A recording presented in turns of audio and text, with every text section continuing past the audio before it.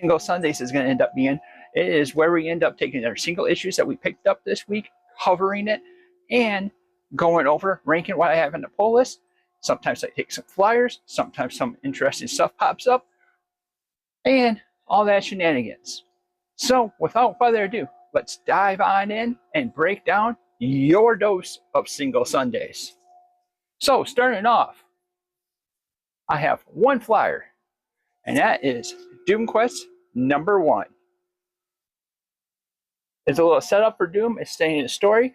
It involves Avengers, Fantastic Four, all the shenanigans that goes on into this issue. There's a plan going awry, but what is that plan? What's going on? You'll have to figure that out if you end up reading Doom Quest number 1. Not too bad of a flyer. So, we're going to dive over into our pull list.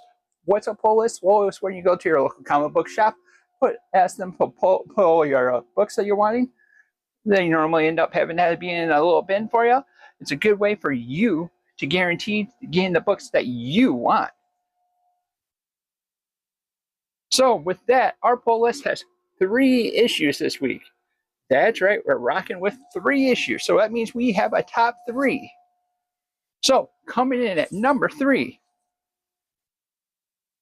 is Thunderhawks, issue number 2.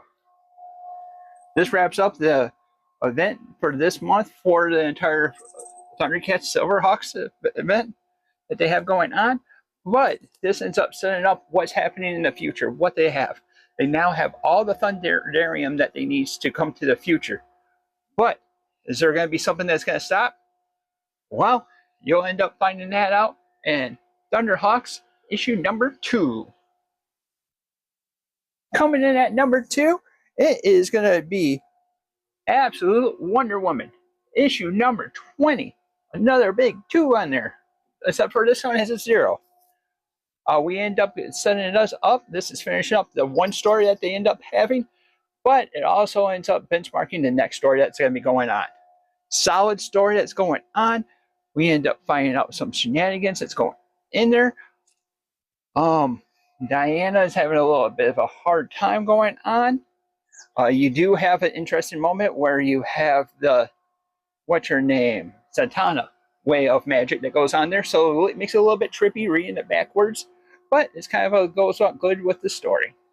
Solid story, solid enough, has action, has development, everything that we're looking for. Talking about that, we had the latest induction. Oh, wait. Coming in at issue number 1, it is going to be Batman Hush number 2. I have to say, overall, story-wise, I've been a little lackluster of this, but the Jim Lee art does make up a lot for that. And in this issue, you don't have that problem. It has a good story that goes on, has some action. You see Batman being by himself. You see the Bat family off doing something different. Well, thinking about something different. And you have allies for Batman that you don't expect. Definitely something to be picking up. Definitely something to end up seeing. And I have to say, the price of admission of the Jim Lee art is worth it in itself. I know he ended up having a little scenario where it took a little bit longer for him to do it, but let's be honest. Father Time's always going to catch up with you at some point. So, we got to be having a little bit of things. And I'm super happy that we finally got this guy going out. Has, I believe, a setup for next series. So, if that's something that you're interested into, this would be the book to pick up. So, let's review. Coming in at number 1 is Batman Hush number 2, issue 163, with the legacy number of 928. Holy smokes. There's a couple things going to have 1,000 issues pretty soon. At number 2 is Absolute Wonder Woman, number 20. And at number 3, it is going to be Thunderhawks, number 2. I have to say, I do like the Thunderhawks because I love that storyline, and that's something we're paying more attention to from here and going on out. If you notice that we ended up doing videos breaking down both Silverhawks and Thundercats Lost, and we're going to be working on having the well, you gotta make time for it. But making out for the video that is the prep before this event, and then the first wave, and now we're gonna be setting it up for the second wave that would be coming out. So with that said, that was your dose of Single Sundays.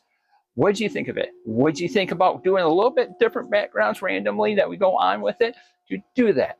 Also, this is going to be a minimum cut, so you're going to get it nice, raw, and exactly how it ended up getting from them out.